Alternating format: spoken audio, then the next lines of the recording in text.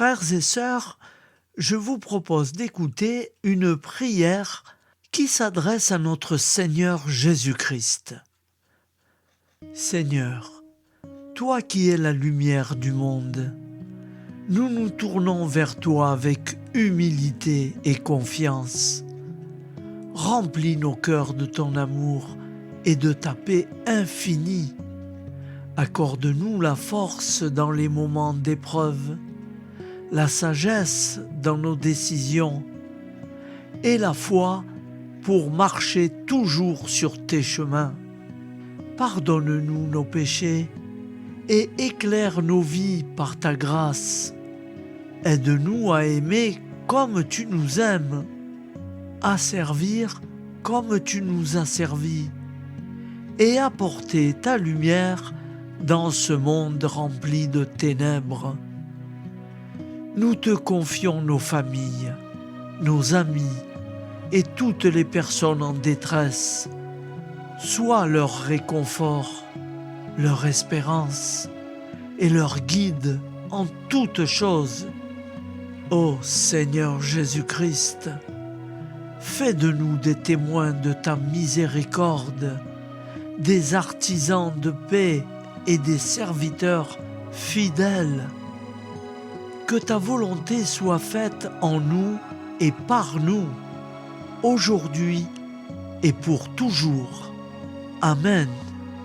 Notre Père qui es aux cieux, que ton nom soit sanctifié, que ton règne vienne, que ta volonté soit faite sur la terre comme au ciel. Donne-nous aujourd'hui notre pain de ce jour. Pardonne-nous nos offenses, comme nous pardonnons aussi à ceux qui nous ont offensés.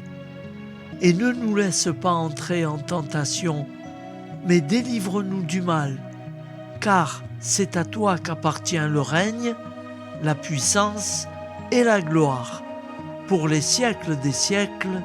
Amen. Au nom du Père, et du Fils, et du Saint-Esprit, ainsi soit-il. Alors écoutez, frères et sœurs, avant de nous quitter, je vais vous raconter une petite histoire. Qu'elle soit vraie ou qu'elle soit pas vraie, je n'en sais rien. En tout cas, elle vaut le coup d'être entendue. Un jour, un vieillard était sur le bord du trottoir et il attendait un bus. Il était très âgé. Le bus arriva et on l'aida pour monter dans le bus. Une fois qu'il est monté dans le bus était bondé de monde. Et il a eu la chance de trouver un siège pour s'y asseoir. Et pendant que le bus roulait, lui, tout à coup, il s'est mis debout et il s'est adressé à toutes les personnes qui étaient dans le bus. Et il leur a dit : « Mes amis, convertissez-vous, croyez en Dieu, il vous aidera. » Alors, tout le monde l'a entendu parce qu'il parlait fort et personne ne disait rien.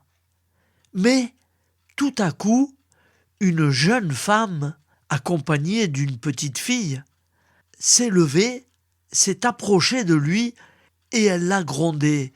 Elle lui a dit : « Taisez-vous, ça suffit, arrêtez de dire n'importe quoi. » Et sa fille, qui se trouvait à côté, lui a dit : « Maman, c'est un envoyé de Dieu.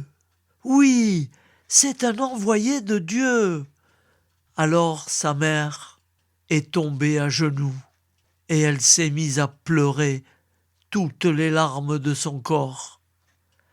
Alors le vieux bonhomme, il la regarde à ses pieds et il lui dit : « Pourquoi pleurez-vous ? » Elle le regarde et elle lui dit : « Ma fille était muette et maintenant elle parle. » Voilà, frères et sœurs, prenons-le comme on veut, vrai ou faux, moi je l'ai entendu cette histoire.